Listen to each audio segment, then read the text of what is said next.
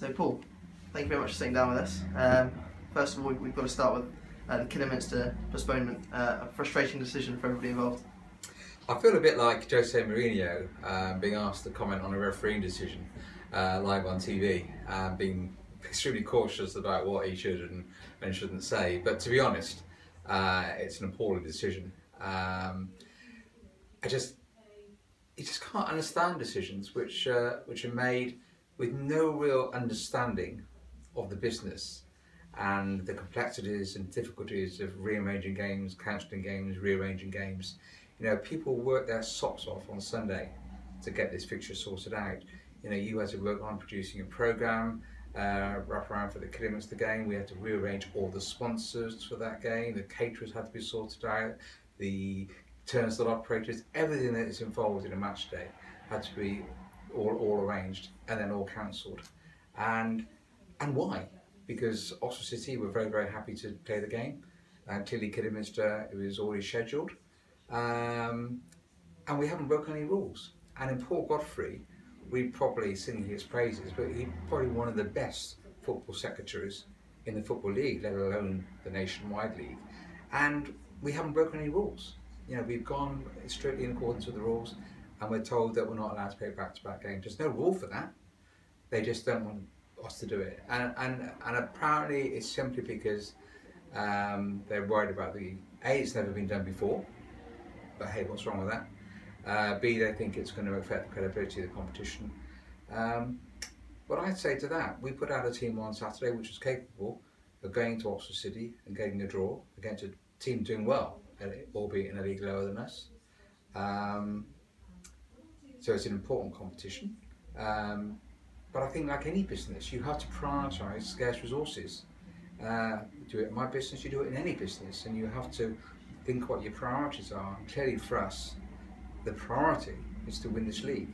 So therefore we have to juggle our resources, our assets, our players, and to be able to field teams according to our priorities. And clearly the Kidderminster game was our priority. So I think it's a really disappointing decision which does not understand the complexities and difficulties of running a football club at this level, let alone in the Football League. So got nothing about it, and we have to deal with it, take it on the chin, as we will do. We've had a few knockbacks of late with the Aaron Downs injury as well. And then only a couple of weeks ago we tried to get a fixture rearranged against Kidderminster to go along with what the FA and the National League want in terms of rearranging games to get postponed as soon as possible. We try and get that rearranged as soon as possible, and the FA don't support us on it. So you sometimes feel like you're up against a brick and a rock and a hard place, don't you? But we are where we are. Hugely frustrating. Frustrating for the sponsors who had to rearrange and invite their guests and then cancel them. Frustrating for fans, of course, who have made arrangements to come to the game, perhaps taking time off work to do that.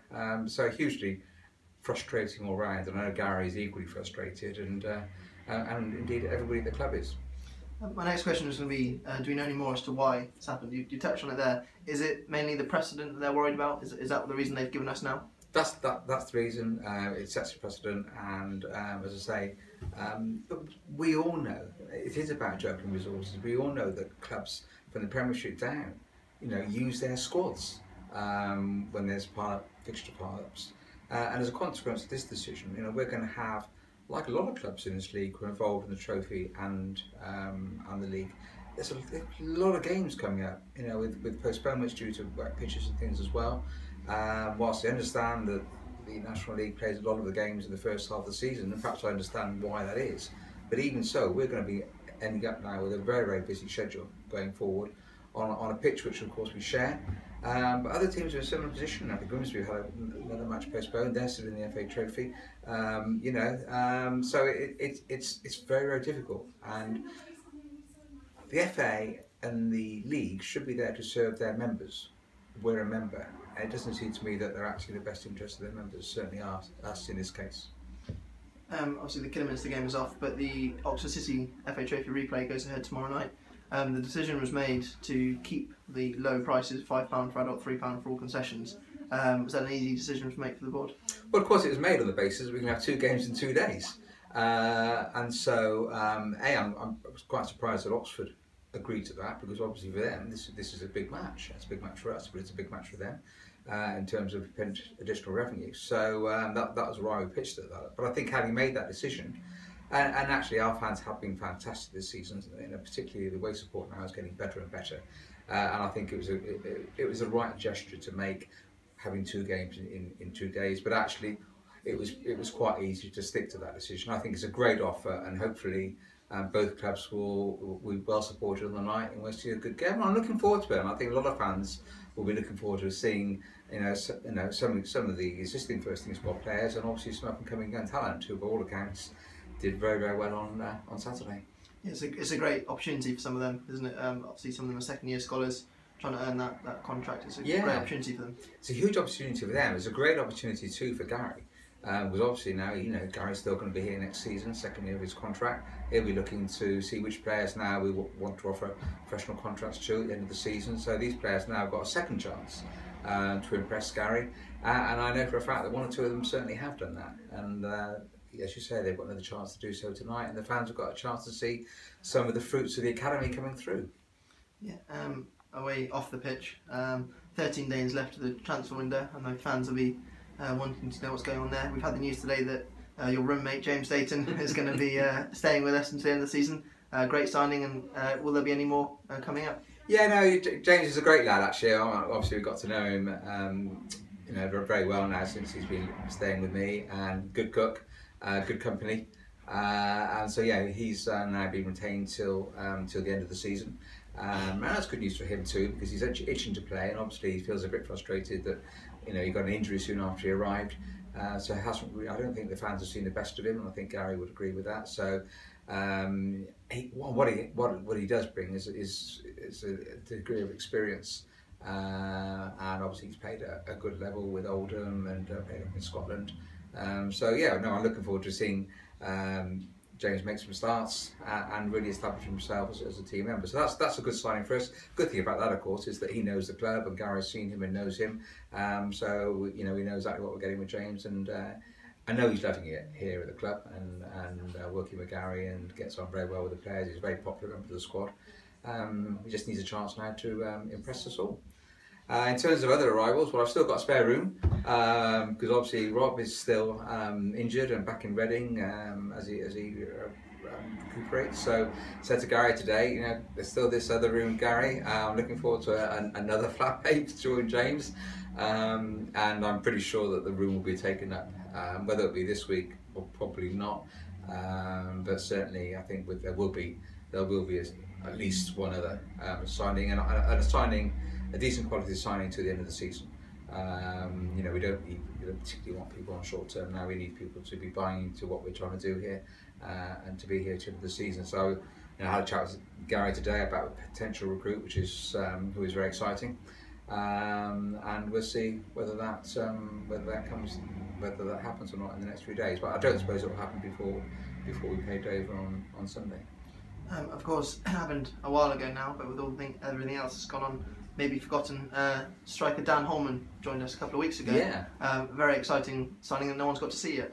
Yeah, well, Dan actually stayed with me a couple of nights, or one night I think, when he first arrived, and I was really impressed by his enthusiasm. He was absolutely chuffed to bits to be coming here. His career has been a little bit stop-start. When he was at Colchester, he really didn't get a real opportunity when the manager changed. It's unbelievable. He was travelling each day from Northampton to Colchester just to train. And then, of course, he went on loan to Woking, who were only part-time. So he was travelling to Woking 2 or 3 times a week to train and then play. And of course, what he wants is full-time football and full-time training and everything else. So he's delighted to come here. He's got a great flat, not far from town centre here.